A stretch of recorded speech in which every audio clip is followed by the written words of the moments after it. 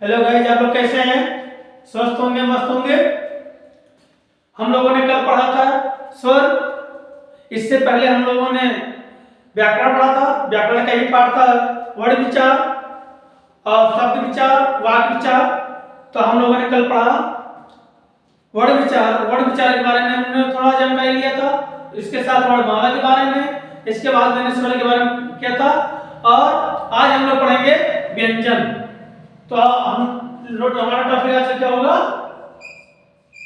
व्यंजन।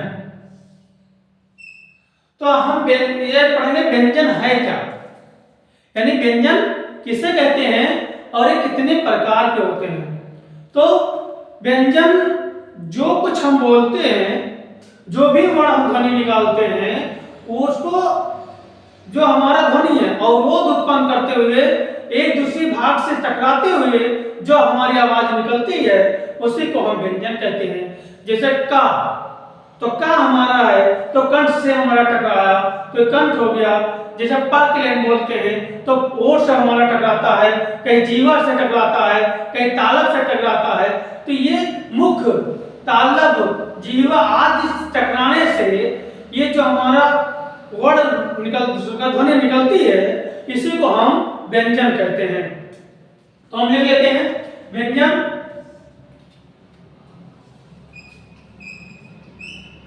व्यंजन जिन ध्वनियों को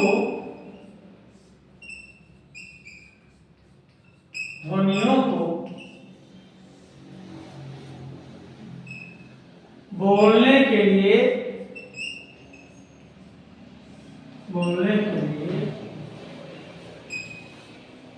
जिन ध्वनियों को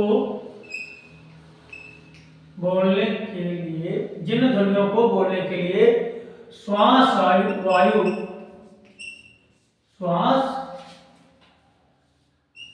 वायु अलग अलग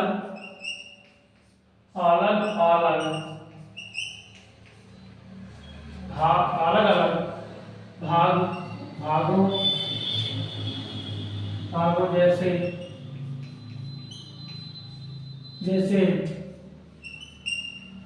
जीवा,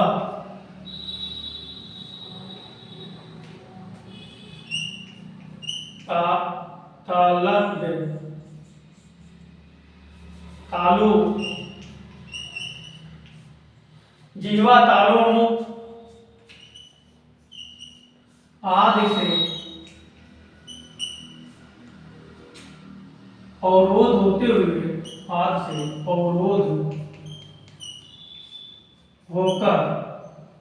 अवरोध होकर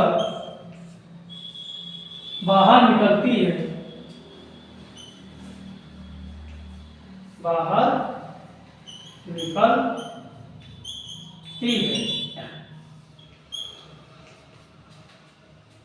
उसी को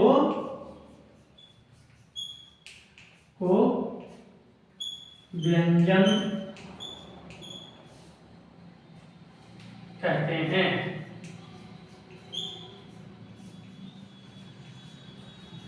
उसी को क्या कहते हैं? व्यंजन कहते हैं। ये इस व्यंजन वर्ण हमेशा स्वर की सहायता से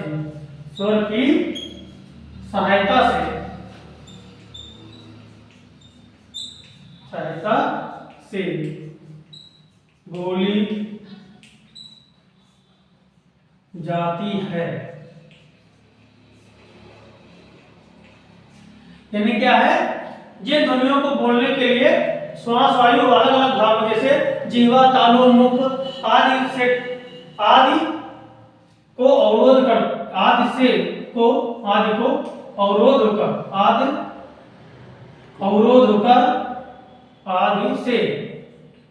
होकर बाहर निकलती है, उसी को व्यंजन कहते हैं। व्यंजन वर्ण जो होता है हमेशा स्वर की सहायता से बोली जाती है। जैसे उदाहरण के लिए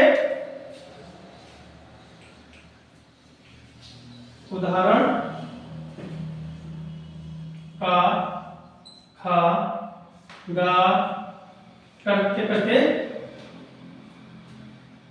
ज्ञा तक। ये सब हमारे क्या है? व्यंजन है, जो हमेशा स्वर की सहायता से बोली जाती है। और हम कोई भी ले बोलने के लिए तो कहीं दंत का प्रयोग होगा, ता था दंत से प्रयोग हो रहा, फा फा मा ये मोट से हो रहा, का खा गा ये हमारा कंठ से हो रहा, और चा छा ये तालब से हो रहा है। यानी अलग अलग भागों से क्या हो रहा है? टकरा के तब इसके बाद अवरोध होकर इसके बाद हमारी आवाज निकलती है।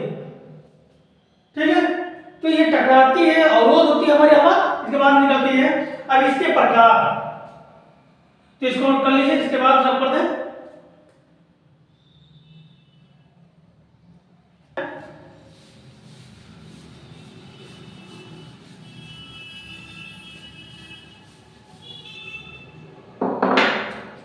अब व्यंजन के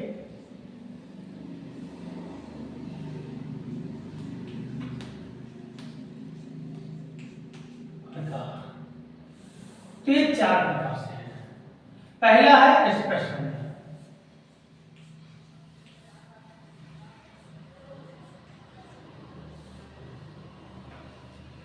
इसमें का से लेकर का से म तक, का से म तक यानी 25 वर्ड आते हैं, 25 वर्ड आते हैं। जिस एक्सप्रेस व्यंजन नाम क्यों पड़ा? क्योंकि आपके सिलेबस में है नहीं, लेकिन याद रखिए जब हम का से म तक जो भी हम बोलते हैं ये हमारे कंठ से, तालु से, जीवा से आदि स्थानों से टकरा कर तब हमारे यहाँ ध्वनि निकलती है, यानी स्पष्ट करती हुई ध्वनि निकलती है। जैसे मैंने बताया चा, तो चा हमारा जो जीभ था वो तालु से लड़ा तब जाके बोले, तीसरे को कहते हैं एक्सप्रेस व्यंजन, छूती हुई निकलता है, उसी को कहते हैं एक्सप्रेस व्यंजन। दूसरा है हमारा अंतस्थ व्यंजन।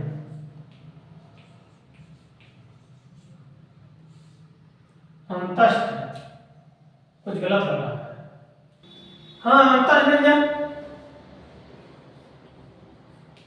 डाउट हो गया था कि कहीं गलत ना, लेकिन सही लिखा है। तो अंतस्थ व्यंजन में या, रा, ला, वा ये जो वर्ड आते हैं 4 वर्ड, ये क्या आते हैं? अंतस्थ व्यंजन, यानी अंदर से क्या क्या कहते हैं? अंदर से इसकी आवाज निकलती है, या, रा, ला, वा, यानी हम अंदर से जब मेहनत लगाते हैं, जोर लगाते हैं तो बड़ी भारी आवाज में हमको इसमें लगता है, इसलिए इसको अंतस्थ व्यंजन कहते हैं, यानी अंदर से आवाज निकलना। इसके बाद आता है ऊष्म व्यंजन। ऊष्म व्यंजन, ऊष्म मतलब ज्यादा जिसमें ऊर्जा लगे, उष्मा लगे। तो ये कौन कौन से हम देखते हैं? तालब सा, दंती सा, हा और मूर्धन सा।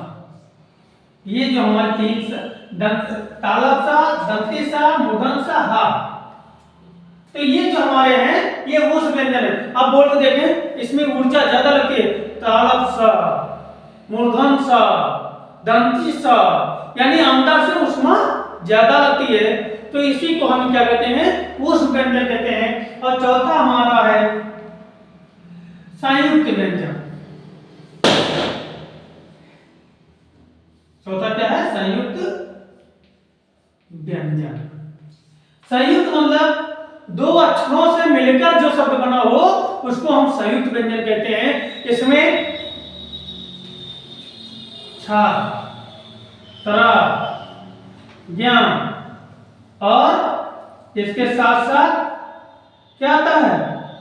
ये वाला शब्द आ जाता है। ठीक है, जैसे आप कैसे कैसे बनाएंगे? हम ये इसको देखते हैं, का और चरुआ, ये जब 2 व्यंजन मैंने मिलाया तो बन गया सरा। ऐसा ता, ता, धन, रा, तो यह क्या बन गया? रा। ऐसे ज्ञान भी बनाया, यानी 2, देखिए ये 2 अक्षर से संयुक्त अक्षर क्यों बोला गया संयुक्त व्यंजन? क्योंकि 2 व्यंजन से मिलकर बना है। यानी संयुक्त होकर दो व्यंजन बना। तो आज यहीं तक। इसके अगला यानी आप लोग इसको पढ़ेंगे, जो समझ नहीं आएगा वो हमसे कमेंट बॉक्स के माध्यम से जानकारी कर सकते हैं, उसमें पूछ सकते हैं। अगर कोई सुझाव देना चाहते हैं तो सुझाव भी दे सकते हैं। लाइक कमेंट के माध्यम से हम लोगों को हौसला दे सकते हैं। साथ में जिन्होंने चैनल को सब्सक्राइब नहीं किया है वो चैनल को सब्सक्राइब कर लें, जिससे उनको नई नई वीडियो मिलती रहे।